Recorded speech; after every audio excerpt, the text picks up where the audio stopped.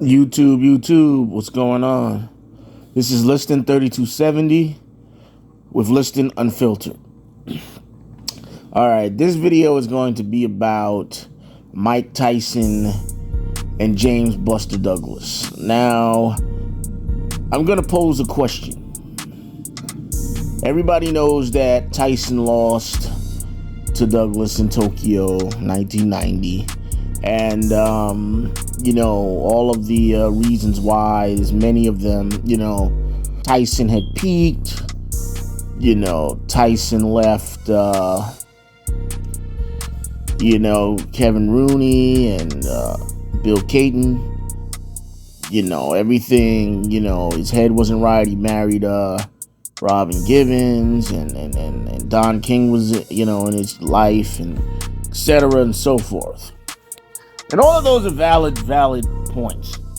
And naturally, Tyson, for the fans, the boxing fans who have watched Tyson, from the onset of his career, even, some of his amateur stuff, and through the pros, know that Tyson was very good defensively.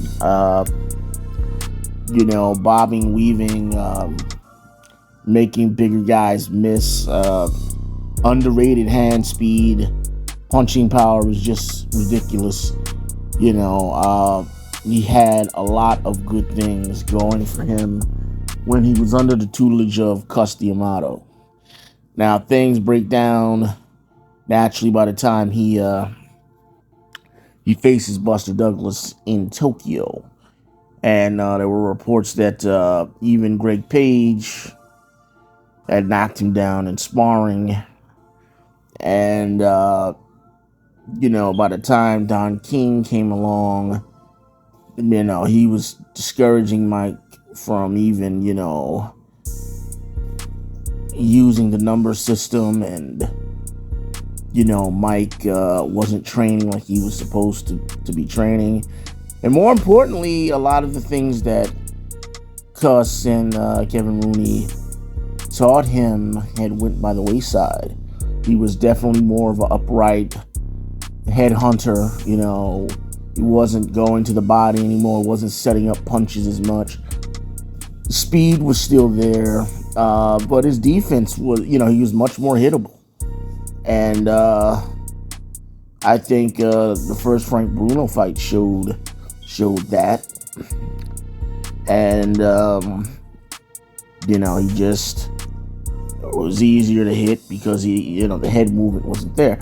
Now, here's the question. All right, that's just a little background. The question is, how would a prime Mike Tyson? Now, there's going to be those who, well, he never had a prime. Same with Ali. They didn't have a prime. All right, so we'll call it the early years. Okay. The early years of Mike Tyson, all right? Some say he peaked early, some feel he didn't. But we'll use the Mike Tyson that had beat Trevor Berbick. We'll use that Mike Tyson. Even though Mike was, burning and itching from gonorrhea in that fight, he's still dispatched of Trevor Berbick and looked fairly good in doing so. So we will use that version of Mike. And against Buster Douglas, who, had lots of shortcomings in his career. Naturally, his mother's death was his motivation. He got into the best shape of his life for the Tyson fight. And Buster Douglas didn't have a great career, but he did have a great fight against Tyson. Had a great jab. He's actually one of the few guys that really beat Tyson up bad. I mean, really bad. Tyson really, there are a lot of fans who question Mike Tyson's heart, even his ability to take a shot. I think that Mike Tyson in his career had a very solid chin. I think he took shots very well, especially early on. You could barely hit him clean, and when you did, he could take them well. Uh, but Buster Douglas really beat him up in the fight in Tokyo. So my question is, the Tyson of that fought Trevor Berbick, how would he do against Buster Douglas on that night? And I know many are going to say, well, Tyson wins easily. But Buster Douglas's jab was serious, okay? Tyson, even though he had the head movement and things of that nature, he had some trouble, like even when he fought, Pinklon Thomas, who was going through drug issues and stuff, who one of the finer jabs, very underrated jabber, Pinklon Thomas. One of the greatest jabs I've seen in boxing history. Pinklon Thomas had a great jab, but Tyson actually had some trouble with Pinklon Thomas in that fight. He ended up stopping him in the sixth round. He hit Pinklon Thomas with an incredible flurry of shots to get him out of there. But Pinklon Thomas won some rounds in that fight, something that a lot of Tyson opponents cannot say they did. And, Buster Douglas had movement in that fight as well in Tokyo. So how would Tyson, in your opinions, have did? Would he have been able to, slip Buster Douglas's jab, do sufficient body work, and get him out of there? Or would it have been a bigger, better fight with Tyson winning by decision and not stopping Buster Douglas? Or, would Douglas have always had Mike's number?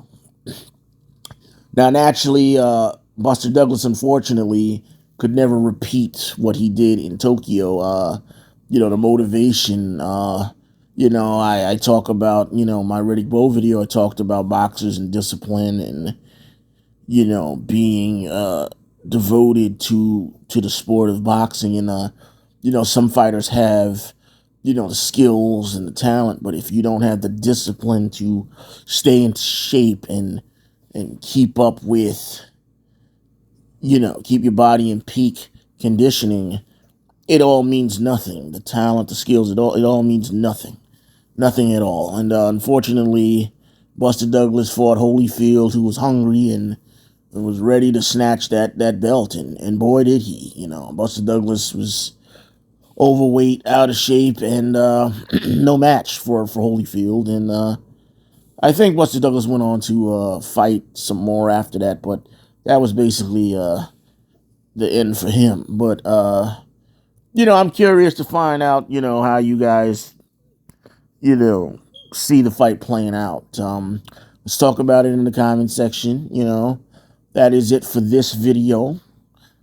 I'm active in the comment section, so let's chat about it. And hope you enjoyed the video. Please like, share, and subscribe. And until next time, I'm out.